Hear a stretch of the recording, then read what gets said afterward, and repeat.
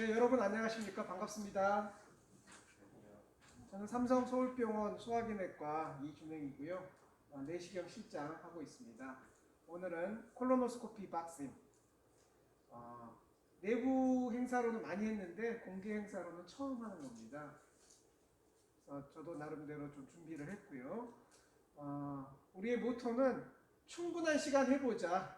그래서 시스템 4개를 준비하였고 서너 시간. 그래서 타임 리미트는 없습니다. 지쳐서 그만하고 싶다 할 때까지 한다. 이게 우리의 모토니까 한 30분 정도 강의를 하고 그 다음에 바로 실습 시작해서 모두 지쳐 쓰러질 때까지 핸즈온을 하도록 하겠습니다. 대장내시경 삽입법에 대한 강의는 많이 있는데요. 그래도 중요한 포인트는 꼭 짚어야 되기 때문에 제가 준비하였습니다. 누구를 가리킬 것인가, 이게 매우 중요한 이슈인데요. 우리나라에서는 내시경실이 폐쇄적으로 운영되는 곳이 많아서 소화기내과 펠로우만 가리키는 곳이 많습니다. 그러나 실제로는 외과 선생님, 가정의학과 선생님, 소화기내과가 아닌 내과 선생님들 모두 내시경 교육이 필요하거든요.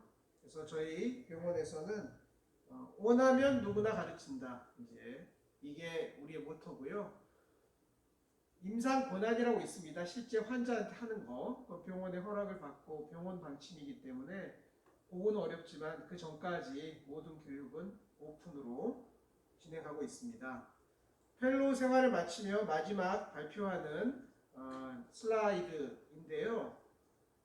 우리 펠로우 선생님들이 처음에는 위내시경 목 넘기기가 어렵다라고 얘기하지만 그 다음에는 어디가 정상이고 어디가 비정상인가 이런 게 어렵고 좀 더 시간이 지나면 대장내시경 술기, 폴리펙토미 지혈술, 결국은 지식이 중요합니다. 이 병이 무엇인지 어떻게 할 건지 술기 부분은 빨리 극복하고 이제 의사답게 지식, 경험 쌓아나가는 게 중요한데요. 위내시경에서 술기가 차지하는 비중은 10%, 대장내시경에서 술기가 차지하는 비중은 30% 정도 됩니다. 대장이 삽입이 안 되면 그 다음부터는 할 얘기가 없죠. 일단 삽입이 돼야지 이제 되는 거니까. 그래서 위내시경 술기, 대장내시경 술기 빨리 익히도록 하는 게 이제 중요하고요. 과거에는 선배들이나 교수님들이 하는 걸 보고 그냥 해봐 이제 이런 방식이었다고 한다면 이제는 시뮬레이션 트레이닝 및 충분한 교육 이후에 내시경을 하시도록 권하고 있습니다. 옵저베이션은 교육이 아닙니다. 우리가 매일 버스 타고 다니지만 버스 기사님들 운전하는 거 1년 내내 자세히 본다고 내가 버스를 몰게 되는 건 아닙니다. 버스 운전을 위한 트레이닝을 받아야 되는 거거든요. 그래서 옵저베이션 한번 봐라. 그거는 교육의 시작일 뿐 그 자체가 충분한 교육은 아닙니다. 트레이닝이 필요하다라고 생각하고 있는 거고요. 왜 트레이닝으로부터 시작하냐 하면은 학생들 보면 트레이닝 전혀 없이 내시경실에 가서 옵저베이션 해라. 그러면 보통 한 5분 정도 내시경은 이렇게 되는 거구나. 본 다음에 그 다음부터는 카톡 합니다. 계속 보는 게 재미 하나도 없거든요. 무의미한 학습이에요. 옵저베이션은. 그래서 의미 있는 학습으로 전향, 방향을 바꿔야 된다고 생각합니다. 우리 병원에서는 2005년도에 제가 처음으로 가스트로스코피 시뮬레이터를 올림푸스 부스에서 발견해가지고요. 신기한 물건이 다 있네. 그래서 당장 하나 구입했습니다. 당시 300만 원. 제 돈으로 샀는데 아직까지도 쓰고 있거든요. 매우 튼튼한 물건입니다. 그래서 그에 사가지고 그날 이제 며칠 후에 당장 이제 병원에서 박스 시뮬레이션 트레이닝을 하기 시작해서 지금까지 한 15년간 열심히 하고 있고요. 위쪽은 컴퓨터 베이스드 시뮬레이터인데 우리도 하나 가지고는 있긴 한데 매우 비싸요. 한 2억쯤 하거든요. 근데 전혀 쓸모가 없어요. 잘못 샀다고 생각하는 거죠. 왜냐하면 느낌이 너무 달라요. 실제 하는 거하고. 그래서 컴퓨터 베이스드 시뮬레이터는 이제는 더 이상 쓰지 않고요. 박스 시뮬레이터를 씁니다. 위의 경우에는 아래와 같은 박스 시뮬레이터가 있고요. 대장도 우리 있습니다. 병원에선 진료과나 전공에 상관없이 원내외 의사들을 위한 내시경 워크숍을 진행하고 있습니다. 내시경 술기에 대해 체계적인 교육을 받을 수 없었던 여러 진료과에서 큰 호응을 얻고 있는데요. 그 비결은 무엇인지 알아봅니다. 처음에는 원내 행사로 하다가 지난 작년부터는 원내 행사로 임상 바꿨습니다. 시뮬레이션 센터에서 소화기내과 이준행 교수의 내시경 워크숍이 진행됐습니다. 내시경 교육인데도 다양한 전공과에서 교육을 신청했다고 하는데요. 특별한 이유가 있었습니다. 1, 2차 의료기관에서는 가정의학과, 외과 등 내시경 비전문가에 의한 진단 내시경이 많이 이루어지고 있습니다. 저희 병원에서는 소화기 내시경 전문가뿐만이 아니고 내시경 교육이 필요한 모든 분을 대상으로 진료과와 무관하게 교육 기회를 제공하고 있습니다. 오늘 오신 분들 중에도 외과, 가정의학과, 소아과 선생님들 계시는데요. 암 진단을 위한 제가 외과, 가정의학과, 소아과 중요한 선생님들을 대상으로 내시경을 가르쳐서 내시경 학회에서는 왕따가 되겠습니다. 따돌림 아시죠? 교육인재 개발실과 따돌림 받고 이준행 교수를 있다. 비롯한 소화기내과가 협력해 내시경 덱스와 박심 워크숍 프로그램을 개발했습니다. 첫 번째로 덱스 심지어는 강의 후에도 다 엑서사이즈 중단됐습니다. 워크숍은 지난 5월부터 매월 1회씩 진행되고 있습니다. 작은 미안이 하나 있습니다. 어디일까요? 이제 처음 보니까 어려울 수 있어요. 어디일까요? 내시경 사진에서 병소의 위치와 크기를 파악하는 기본 강의로 토의식 교육, 내시경 퀴즈풀이 등 체계적으로 구성되어 있습니다. 두 번째로 박스 시뮬레이터 워크숍은 지난 9월부터 매월 1회 실시되고 있는데요. 실제처럼 장비를 이용해 내시경 검사를 해보는 술기 교육입니다. 시뮬레이션 교육은 약 6시간에 걸쳐서 진행이 되는데요. 첫 3시간 동안은 기본 교육을 하고 나머지 3시간 동안에는 숙련될 때까지 연습하도록 되어 있습니다.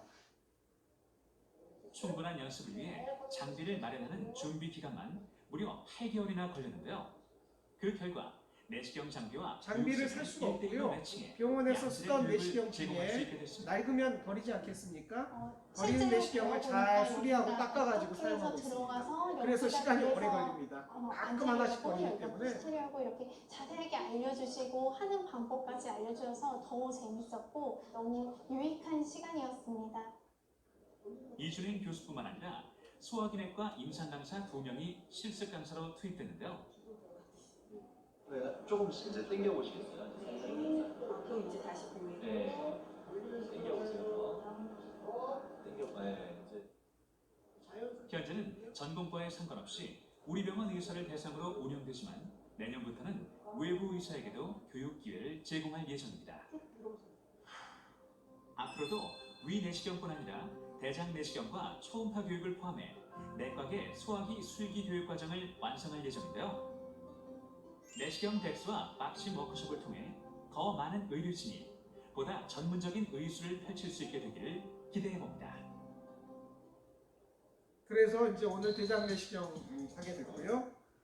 우리가 가지고 있는 프로그램은 디스크립션 엑서사이즈, 아스트로스코피 박심, 콜로노스코피 박심, 그리고 EST 트레이닝을 위한 엔도젤 EST 핸즈온 이런 프로그램을 가지고 있습니다. 박심은 오늘 하실 프로그램이고요.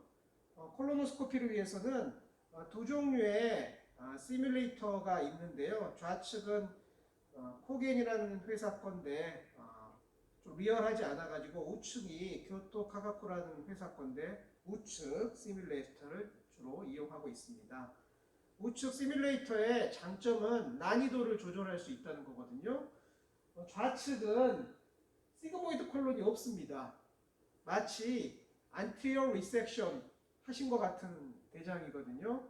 저걸로 대장 내시경 기본 좀 익혀본 다음에 그 다음에 우측처럼 시그모이드 콜론이 있게 약간 조정해서 사용할 수 있거든요.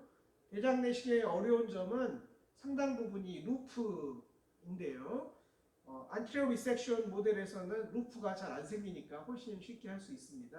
그래서 오늘도 지금 세팅을 안티리어 리섹션 세팅으로 해놨고요. 조금 익숙해지면 조금씩 루프를 만들어서 루프 풀어보는 연습까지 가능하면 좋겠습니다. 엔도젤 ESD는 이런 식으로 하는 건데요. 비교적 복잡하지 않기 때문에 심지어는 어떤 컨퍼런스 부스에서도 설치해서 시행할 수 있거든요. 그래서 가끔 엔도젤 ESD 하는 거고요. ESD를 실제로 하지 않는 분들도 엔도젤 ESD의 테크닉 중 일부는 폴리펙토미에 살짝 응용할 수 있거든요. 부분적으로. 그래서 엔도젤 ESD는 ESD를 해야 되겠다라고 마음먹은 사람뿐만 아니고 폴리펙토미를 좀 적극적으로 해보겠다 싶은 분들도 한두 번씩 첨가해보면 좋을 것 같습니다. 다음 달에도 프로그램이 있습니다.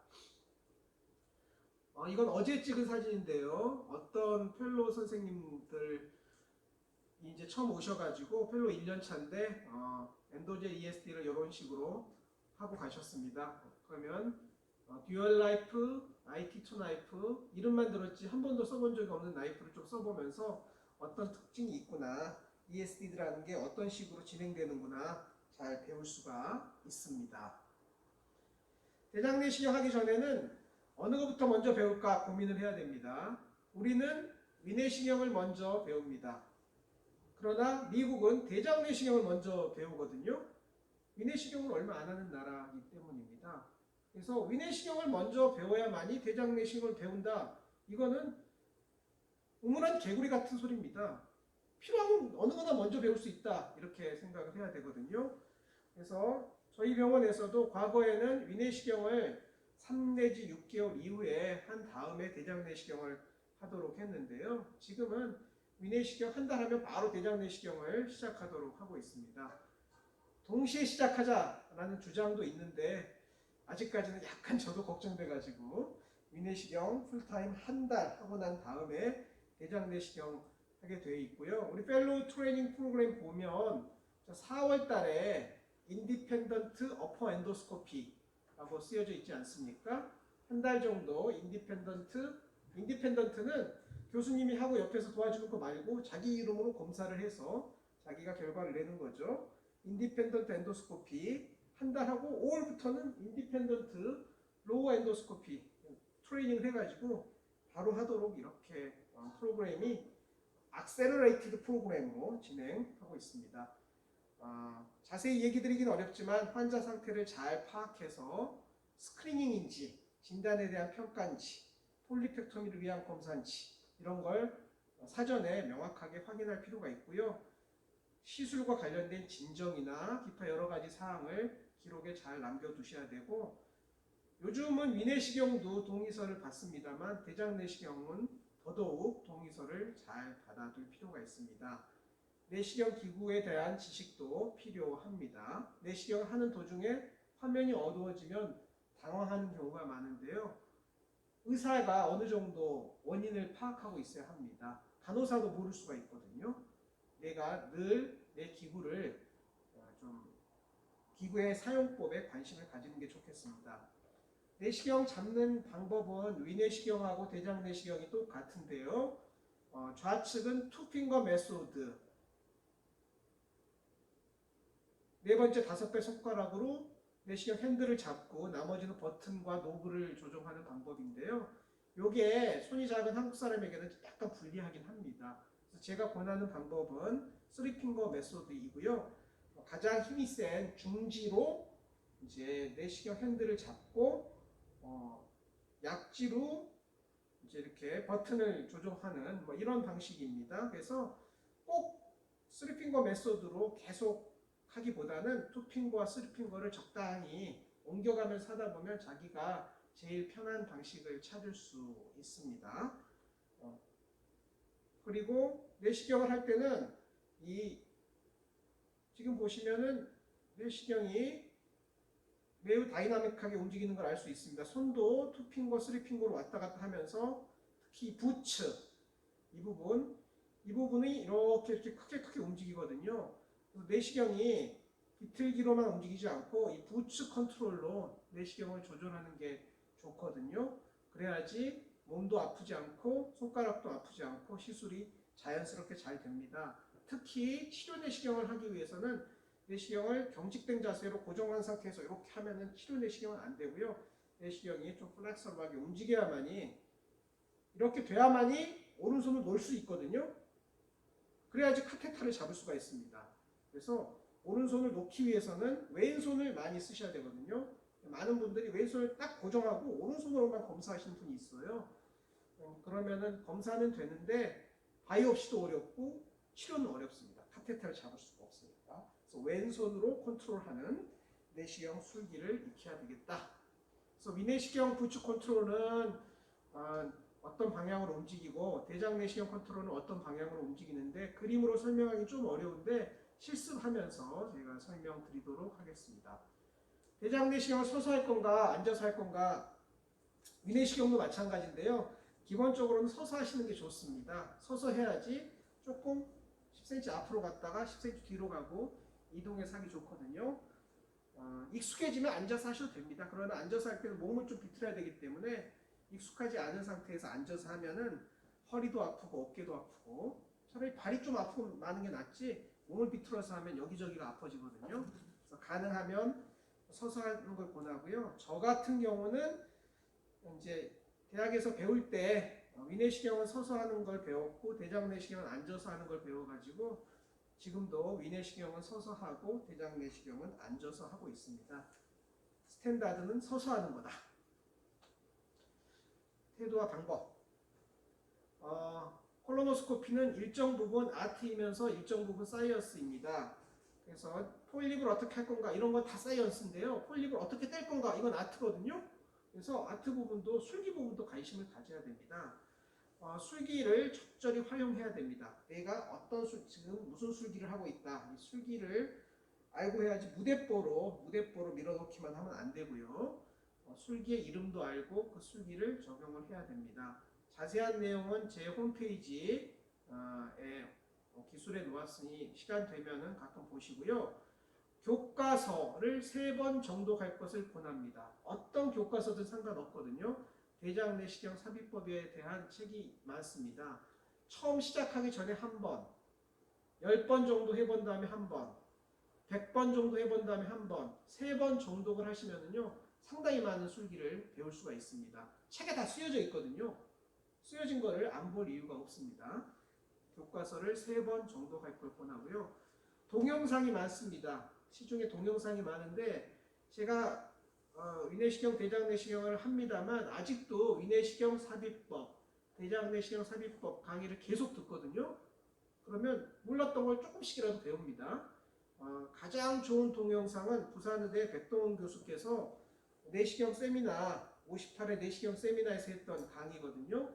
요거 꼭 3번 보실 거를 권합니다. 루프는 왜 생기는가?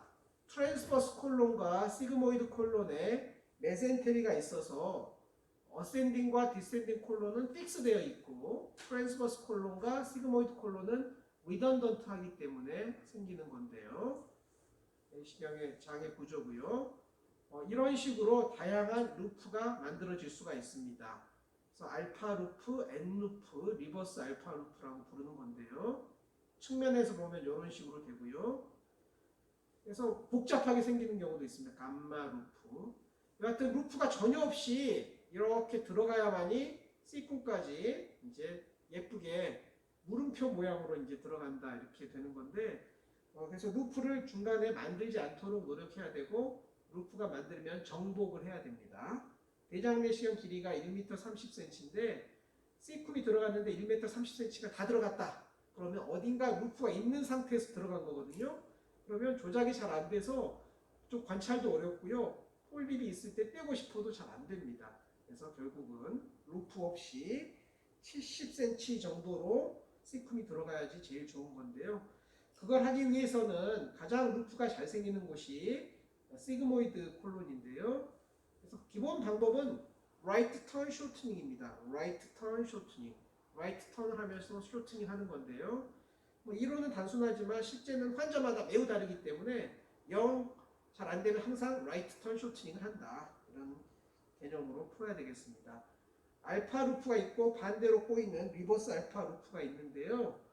우리가 대장 내시경을 하면서 이게 알파루프인지 리버스 알파루프인지 알 방법이 없습니다. 제가 1999년도에 대장 내시경을 좀 잘 배우기 위해서 군의관 시절에 대학병원에 가서, 대학병원 외과병원인데요. 거기에 내과 선생님들이 몇 분 계셨는데 제 아는 선배가 계셔서 제가 그때 군의관이었는데요. 수요일 오후 전투 체육 시간마다 대학병원에 가가지고 대장 내시경을 좀 배웠습니다. 한 너댓 번 갔는데요. 그때 가봤더니 외과 선생님이어서 그런지 플로로 위에서 대장 내시경 하더라고요. 그래서 플로로 위에서 대장 내시경 납가운을 입고 대장 내시경 하다가 어디가 루프가 걸리면 플로를 딱 킵니다. 그럼 바로 보여요. 이게 알파 루프인지 리버스 알파 루프인지 어디가 문제인지. 그러면 15년 경력의 오다리 아저씨가 계셨습니다. 그래서 그분이 딱 여기를 눌러주면 쫙 풀리는 거예요. 그래서 대장 내시경을 15분마다 하나씩 예약을 했는데 전혀 밀리지 않고, 그 당시에 선생님들이 담배 한 대씩 해가면서 하는데도 전혀 물리지 않더라고요. 그래서 플로로하에서 대장 내시경을 하면 참 좋긴 좋겠구나 이런 생각이 들긴 들었는데요. 너무 힘이 들어요. 계속 납가운을 입고 그걸 째면서 하니까 서서 해야 되고. 여하튼 플로로하에서 하지 않는 한 루프가 알파 루프인지 리버스 알파인지 N 루프인지 이게 알 수가 없는데, 짐작을 해가지고 루프가 걸렸구나, 아니면 그때 주로는 라이트 턴 쇼트닝, 리버스 알파도 라이트 턴 쇼트닝으로 같이 푸는 겁니다. 방법은 똑같습니다. 라이트로 해서 영 안 되면 레프트로 풀어보는 수도 있고요. 인텐셔널하게 알파 루프를 이용할 수 있습니다. 시그모이드 콜론에서 디센딩 넘어갈 때 잘 안 되면은요, 일단 루프를 가지고 들어간 다음에, 제법 들어간 다음에 풀어줘야 되거든요. 그래서 항상 루프가 있으면 마음속으로 지금 풀까? 아니면 일단 좀 더 간 다음에 풀까? 이걸 늘 고민을 해봐야 됩니다. 그래서 좀 들어가치면 일단 좀 더 들어간 다음에 이제 푸는 거고요. 전혀 들어가지지 않으면 그 자리에서 정복을 이제 시도해야 되겠습니다. 정복이라는 게 라이트 턴 쇼트닝, 석션 지글링, 그 다음에 워킹 스틱 피노민이라고 해가지고 스플래닉 플렉셔에서는 각도가 이렇게 돼서 잘 안 넘어갑니다. 그럴 때는 환자가 이제 시테이션이 많이 안 돼 있으면 딥 인스피레이션을 하면은 다이아프람이 좀 내려오니까 각도가 좀 좋아지고요. 혹은 환자의 체위를 변경해야 됩니다. 딥 인스피레이션 하면은 스플래닉 플렉셔가 좀 밑으로 내려오는 측면이 있고, 그 다음에 T 콜론에서는 밀어가지고 잘 안 되고 쑥 석션하고 당겨야지 이제 들어오는 거고요. 그 다음에 헤파틱 플렉셔에서는 라이트 쪽으로 돌리면서 석션을 해주면 빨아들이듯이 하면은 시쿰이 이제 들어오는 이제 그런 방법을 많이 씁니다. 에어 석션. 그 다음에 터미널 일리움은 초보자들이 좀 들어가기 어려운데요. 직접 보고 미는 게 아니고 그쪽으로 들어갈 것 같은 입구에다 갖다 대고 공기를 쭉 석션하면서 이렇게 저절로 터미널 일리움이 당겨오도록 하는 방법인데 조금 어렵습니다. 체위 변화는 여러 가지 이유가 있지만 우리가 환자가 왼쪽 데쿠비터스로 이제 검사를 하는데요. 그러다 보니까 이 디센딩 콜론, 트랜스퍼스 콜론 여기가 너무 각도가 아큐트해지는 거예요. 여기가 좀 어렵거든요. 그래서 시그모이드 콜론 부위에서 환자를 눕히거나 반대 방향으로 하는 게 제일 좋죠. 그러면 A가 B로 됩니다. B로 되면서 이 시그모이드 트랜스버스 디센딩 콜론의 각도가 이 각도에서 이 각도로 바뀌지 않습니까? 아큐트 앵귤레이션이 풀려가지고 좀 하기 쉽거든요. 여러 술기를 이용하라고 얘기했는데 지그닝, 석션, 라이트 턴 쇼트닝, 레프트 턴 쇼트닝 여러 가지가 있는데 대장 내시경 술기의 가장 기본은 똑같은 술기를 3번 이상 시도하지 말아라. 한두 번 해보고 안 되면 바꿔야 되거든요. 바꾸는 것 중에 제일 만만한 게 자리 변경입니다. 그래서 레프트 다운으로 있다가 잘 안 되면은 눕혀서 반 정도만 바꾼 거죠. 그래도 안 되면 이제 라이트 다운으로 이제 바꿔주면 여러 가지 공기의 위치도 변하고 장의 위치도 변하고 여러 가지가 바뀌어서 새로운 술기를 시도해 볼 수 있는 찬스가 생기는 겁니다. 과거에는 자리 바꾸는 게 좀 힘들어서 특히 이제 내시경 처음 배우시는 분들은 이제 내시경실에서 간호사에게 자리 바꿔달라고 하는 게 좀 부담스러워서 참고 하기도 하는데요. 요즘은 간호사들 전혀 문제 없습니다. 왜냐하면 이제 다 아시거든요. 자리를 바꾸지 않고 대장 내시 하다가 시간이 올리는 것보다 오래 걸려서 늦게 퇴근하는 것보다 빨리 자리를 바꿔서 술기를 빨리빨리 맞춰서 정시에 퇴근하는 거 훨씬 좋아합니다. 그래서 자리 바꿔주세요 해서 불편하게 생각하는 간호사는 초신규밖에 없습니다. 자기가 혼자 하지 왜 나를 시키냐. 그래서 자리 바꾸는 거에 대해서 전혀 부담 갖지 말고 자세를 바꿔주시면 되겠습니다. 컴프레션은 원리는 이런 거죠. 여기 시그모이드 콜론이 자꾸 루프가 생기려고 그러면 배꼽에서 이쪽 방향으로 눌러주는 건데요.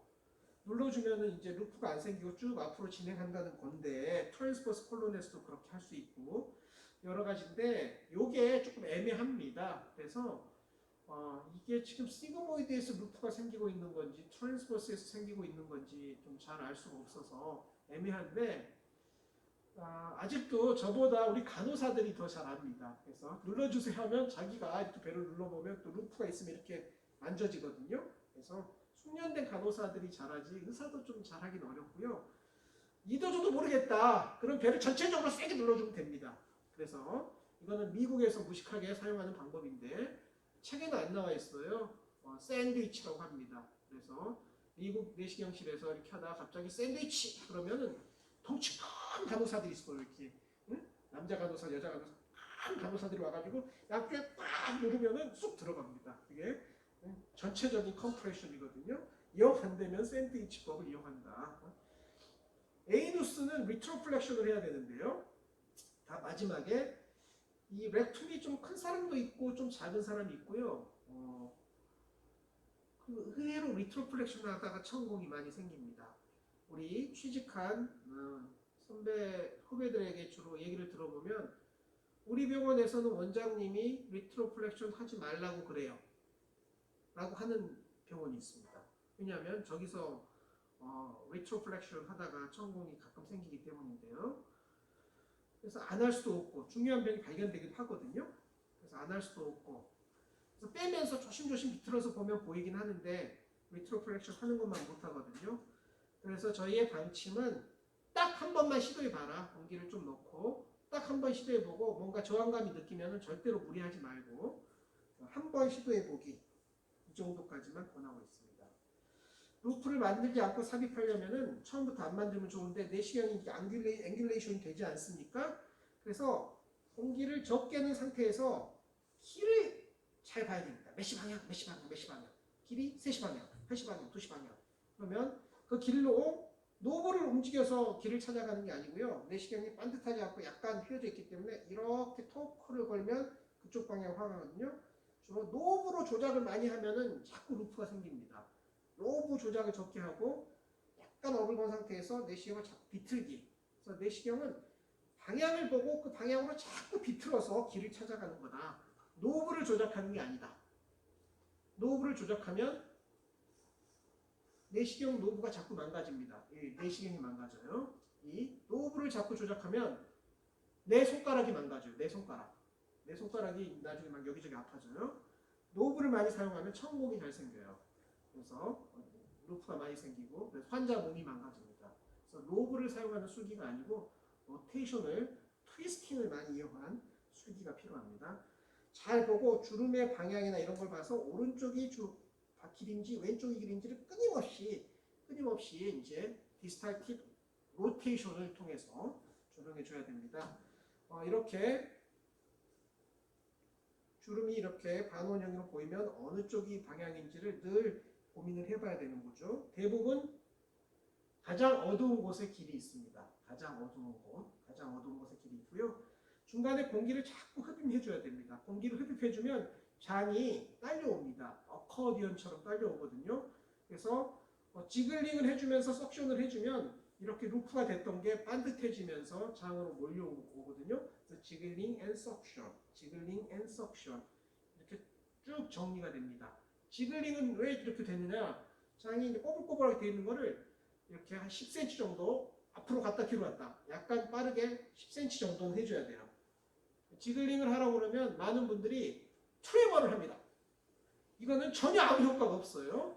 트레머는 아무 효과가 없고 10cm 정도 밀고 빼고 좀 흔들어주면서 어떤 분은 막 터는 분도 있고요.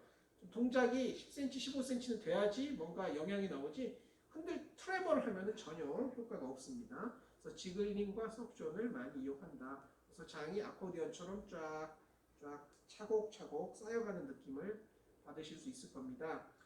이거는 이제 스키 타듯이 돌아가라는 얘기인데요. 루겐이 딱 이렇게 멀리까지 잘 보이면은요, 내시경을 밀면 안 됩니다. 와, 진짜 넓은 길이 뚫려 있다. 그러면 절대 밀면 안 되죠. 그때는 당겨야 됩니다.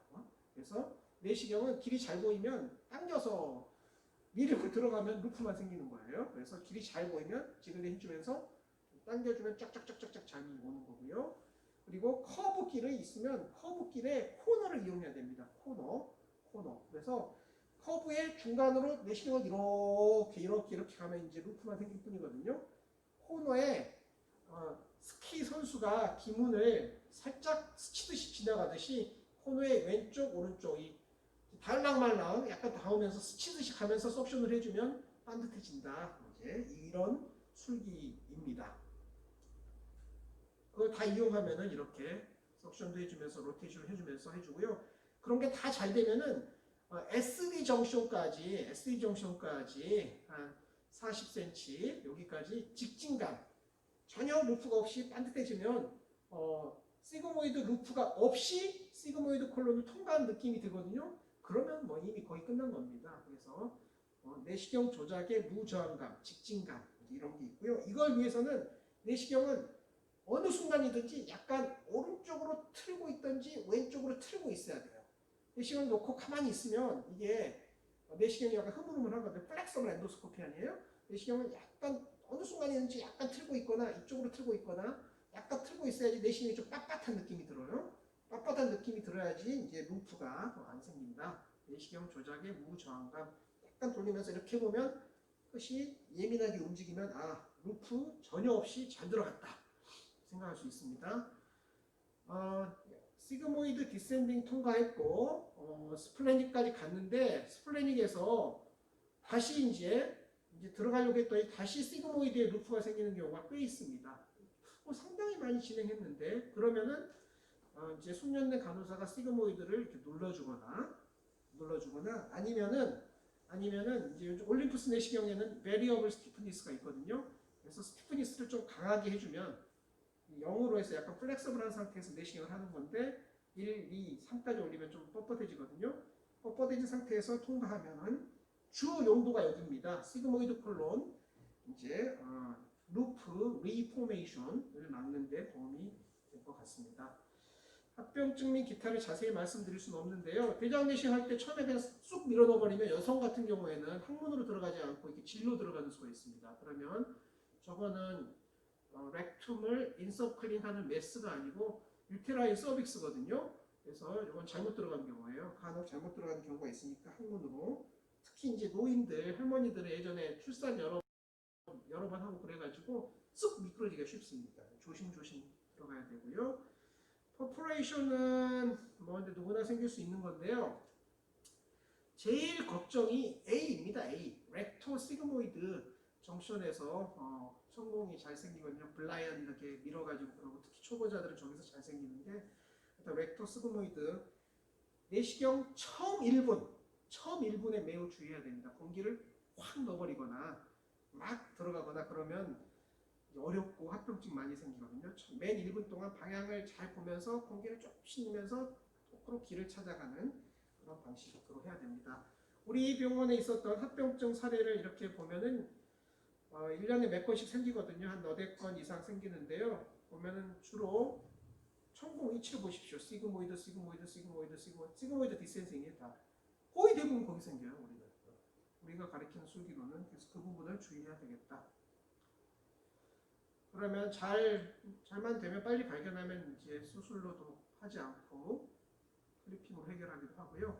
그 다음에 우리는 이제 의사니까 질병을 놓치지 않아야 될 텐데 질병을 잘 놓치는 부분들은 저기 이제 정션 부분입니다. 시그모이드 디센딩, 스플래닉, 헤파틱. 특히 저기 헤파틱보다 프록시말, 그러니까 디스탈 어센딩 콜론 그 부분에 메스를 놓치기가 쉽습니다. 그래서 그 부분은 3번 본다. 3번 쑥 빠져버리기 쉬운 부분이기 때문인데요. 이렇게 하다 보면 쑥 빠져버리기가 쉽습니다. 그래서 거기는 3번 본다 이런 개념을 갖고 계시면 좋을 것 같고요. 폴드 뒤쪽을 이렇게 눌러서 다 보라는 건데요. 사실은 시간이 어마어마하게 많이 걸리고요. 폴드를 제껴야 보일 수 있는 폴립은 1cm가 안 되는 폴립들이거든요. 그래서 작은 폴립들은 놓칠 수 있다. 울트라 슈퍼 콜로노스코피 엑스포트도 대장 전 점막의 80%밖에 못 본다고 합니다. 그리고 폴드 하나하나 제끼지 않아도 70% 이상은 보이는 거거든요. 그래서 우리가 큰 종양을 놓치지 않는다 라는 개념 정도 생각하면은 아주 큰 폴드 뒤만 제껴서 보면 되지, 작은 폴드 하나하나 다 제껴서 보려고 하면은요, 한 사람 하는데 30분은 더 걸립니다. 그러니까 콜론 위드드롤 타임이 6분 정도면은 대강 중요한 병을 본다고 하지 않습니까? 그래서 적절한 수준으로 하시면 되겠습니다.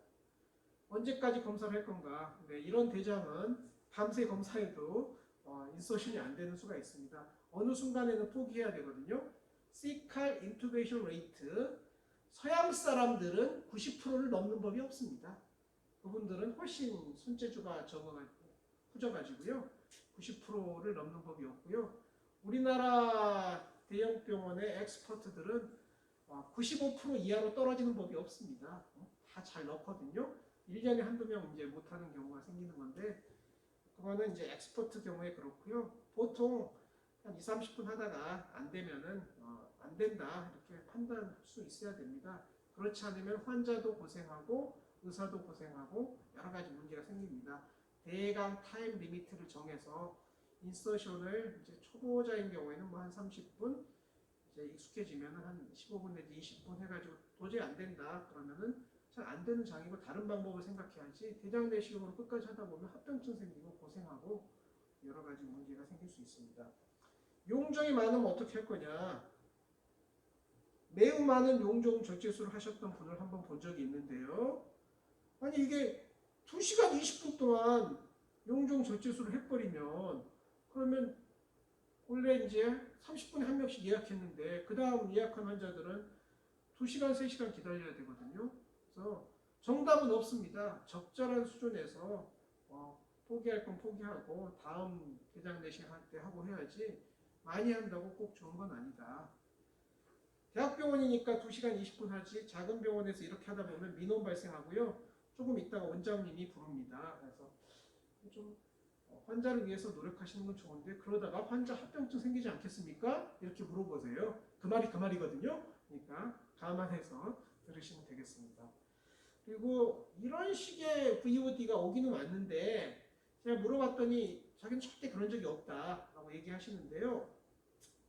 대장 내시경 할 때 환자분이 이제 글로 쓰고 간 거는 자녀 똥물이 남아 있다고 여러 차례 아이 더러워를 반복하면서 검사를 했다, 이렇게 환자분은 주장하셨지만 피칼 머티리얼이 좀 남아 있네요, 장 정결이 불충분하네요, 뭐 얘기를 했을 수는 있지만 이런 안 좋은 표현을 쓴 적은 없었다고 하는데, 환자분은 또 약간 스테이션하고 그러니까 그렇게 느꼈을 수도 있거든요. 그래서 여하튼 방법은 위내시경이나 대장 내시경이나 웬만하면 말을 적게 하는 거죠. 내시경실에서는 조용히 말을 적게 하고, 간혹 환자들이 아무 말도 않고 검사를 했다고 또 민원 내신 분도 계셨습니다.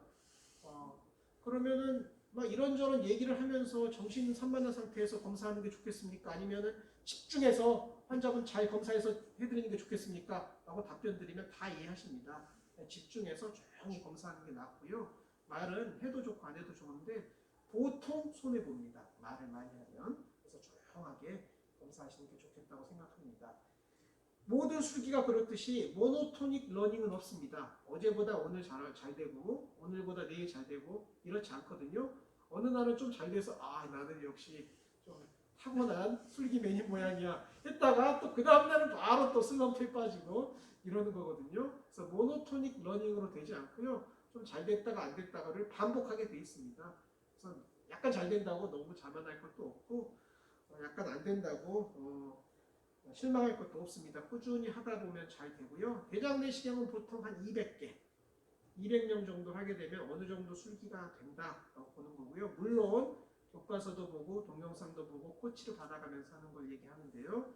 그래서 저희 병원에서는 대장 내시경 200개를 하고 나면은 그 다음에는 인젝트 앤 컷 방식의 폴리펙토미를 하도록 이렇게 임상 권한을 주고 있습니다. 그 전까지는 들어가는 것도 불안한데 폴리펙토미는 하지 말고 폴립이 발견되면 다른 분한테 부탁해라 하고 있고요. 200명 이상이 되면 폴리펙토미를 하도록 교육을 하고 있습니다. 그래서 내용을 요약하면 바울 프레퍼레이션은 제가 시간이 없어서 자세히 말씀 못 드렸으나 바울 프랩이 안 되면 검사는 진짜 어렵거든요. 그리고 아무리 열심히 봐도 봤나? 이런 스스로 자신이 없습니다. 그래서 바울 프레퍼레이션 잘 설명하고 환자한테 얘기를 해야 되고요. 정말 바울 프레퍼레이션이 안 됐으면 과감하게 포기하는 것도 하나의 방법입니다. 가능한 한 공기를 적게 넣으면서 루멘을 잘 보인 상태로 들어가는 게 아니고 어느 쪽에 길이 있는지 들어가는 거고요. 삽입보다는 대장 내시경 삽입술, 삽입이 아닙니다. 대장 내시경 쇼트닝 술이거든요. 쇼트닝을 잘해서 어코디언처럼 하는 거고요. 로테이션과 라이트 턴 쇼트닝. 맨 첫 1, 2분 렉토 시그모이드가 중요하다.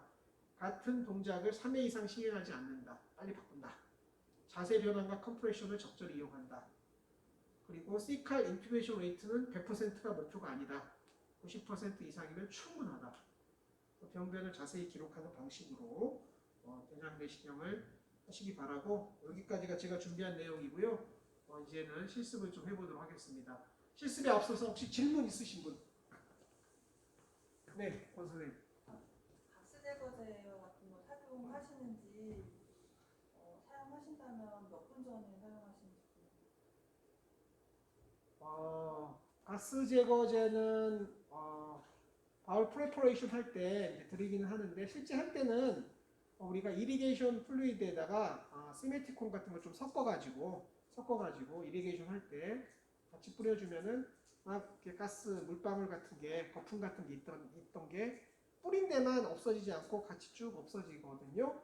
그래서 이리게이션 솔루션에 시메티콘을 좀 섞어서 사용하고 있다.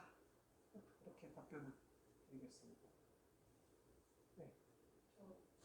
네, 다 물어보세요. 선생님은 간혹 대장 내시경 하시는 분이시기 때문에 좀 더 질문이 있으실 것 같은데. 그 축유지 단축법 시행하려고 해가지고 석션이나 뭐 이런 거를 할 때 죄송합니다. 그래서 모든 술기가 하나하나 별도로 있는 게 아니고요. 석션을 조금 해가면서 약간 당겨보면서, 당기다가도 너무 쑥 빠지는 것 같으면 좀 지그링으로 밀어주고, 이게 통합되어 있다. 이거 해서 안 되면 이거 하고, 이거 해서 안 되면 이거 하고, 이런 게 아니고 섞어서 한다. 이렇게 보시면 돼요. 그건 경험이죠. 환자마다 장각막으로 해서 이제 장의 모양이 이렇게 접혀져 있는데, 그 모양을 저희가 이제 일직선으로 하고 들어가다 보면 나중에 삽입 다 하고 관찰 다 하고 나왔지만 환자가 상당히 배가 많이 아파하시는 경우도 있거든요. 원래 내가 놓였던 장 모양이 배 모양이 아니어서. 그래서 되도록이면 그렇게 펴서 차라리 늘어나더라도 그냥 들어가라고 하시는 선생님도 계십니다. 예. 그래서 그 장이 스트레이팅 되지 않고 들어가는 건 좋기는 한데 들어가지지가 않습니다. 그래서 이게 루프에 따라서 쭉 다 들어가면 이 대장 내시경 길이가 1m 30짜리, 좀 더 긴 롱스코프 1m 50짜리가 있긴 있는데, 루프를 다 유지하고 들어가면은요, 아무리 밀어도 끝까지 들어가지 않는 경우가 많습니다. 그래서 왜 내시경이 15cm만 길었으면 좋겠다, 맨날 이런 경우가 많거든요. 그러면 막상 해보면 15cm 더 긴 내시경을 해도 안 들어갑니다. 그래서 쇼트닝은 필수다. 그리고 이제 대장 내시경 하고 난 다음에 장이 불편한 거는 스트레이트닝 했기 때문이 아니고요. 하는 사이에 공기가 들어갔고 자극을 받았기 때문이거든요. 장은 메젠테가 있기 때문에 만약에 내시경 빼면 금방 제자리로 돌아갑니다. 예. 내 장이 자리가 바뀌었기 때문이 아니에요. 그래서 그리고 이제 대장 내시경도 숏스코프가 있고 롱스코프가 있는데 좀 긴 거 있거든요. 권태희 선생님, 긴 스코프로 바꿔보신 적이 좀 있나요? 예. 그러면 얼마나 도움이 되는가요? 변경하면 도움이 된다고 말씀하셨지만 그게 내시경을 바꿨기 때문인지 아니면 내시경을 바꾼다는 건 대장 내시경을 빼서 다시 시작한 거거든요. 다시 시작했기 때문에 들어간 건지 알 수가 없습니다. 실제로 대장 내시경을 보통 스탠다드하고 롱이 있는데 스탠다드로 안 들어가면 우리가 이제 트랜스버스 디센딩 여기는 이제 넘어가야 되는데 영 안 넘어가잖아요. 그럼 거기서 어떻게 해보려고 하는 수가 있는데 거기서 아무리 하려고 해도 안 되면 아싸리 쑥 빼가지고 항문에서 다시 시작. 그게 더 유리할 수 있거든요. 그래서 스탠다드 스코프에서 롱 스코프로 바꿔서 잘 된 경우에 제가 생각하기에 한 8, 90%는 다시 했기 때문이지 내시경이 20cm가 길었기 때문은 아닐 걸로 생각이 되고요. 내시경 20cm 길면은요. 근데 막 아파요. 그래서 롱 스코프를 많이 쓰시는 분들은 훨씬 무겁거든요. 그래서 그걸로 스탠다드로 하게 되면 여기저기 아프기 쉽다. 네. 지글링을 이제 거의 사용하지 않는데 사용하게 되더라도 이렇게 선단부의 책처럼 선단부까지 파동이 전달된다는 느낌은 사실 거의 못 받는 거 사실 제가 잘 못해서 그럴 수도 있는데요. 오히려 이제 지글링을 할 때 항문부에 이제 조인딩 항문 쪽에 이제 골반 저근이 약간 긴장이 풀려서 그래서 더 잘 들어간다 이런 느낌을 받을 때가 많아서요. 지글링을 잘 사용하려면 예. 아까 말씀하신 루프가 생겨 있는 상태에서 지글링 하면은요. 내가 지글링을 해도 끝까지 전달이 안 되거든요. 그래서 지글링은 기본적으로 루프가 큰 루프는 안 생겨 있고 약간 좀 정리가 안 된 정도 상태일 때 쓰는 술기고요. 빅 루프가 잡혀 있을 때는 지글링은 거의 아무 의미가 없고 그거는 턴이나 다른 방식으로 풀어줘야 되고요. 지글링은 이제 사람마다 스타일이 다른데 지글링은 이제 중간에 털어주는 식으로 이제 주로 하시는 분도 있고 진입하면서 하는 것도 있는데 저는 진입하면서 하는 지글링을 좋아해요. 그럴 때는 진입할 때 약간 룸이 보이면 특히 잘 보일 때 이럴 때는 지글링을 하면서 석션을 해서 거의 실제로는 거의 안 들어가는데 지글링을 하면서 석션을 해주면 쭉 장이 딸려오거든요. 그럴 때 이제 주로 많이 사용하고 있고요. 지글링은 좀 빨리 움직여야 돼, 빨리. 그래서 빨리 많이 움직여야 되지 천천히 움직이면 안 되고요. 그리고 이제 들어가면서 지글링 할 때는 축축축한 느낌으로, 그러니까 스냅 해주는 것처럼 툭툭 해주는 느낌으로 들어가야 좋고요. 똑같이 이쪽하고 속도가 똑같다 이게 아니고 들어갈 때 축축 해주면서 들어가는 게 좀 더 좋을 수가 있습니다.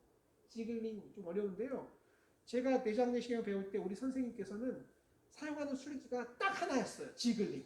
그래서 그 당시 옛날 선생님들은 술기라는 게 또 체계도 없고 술기가 없거든요. 그래서 딱 하나.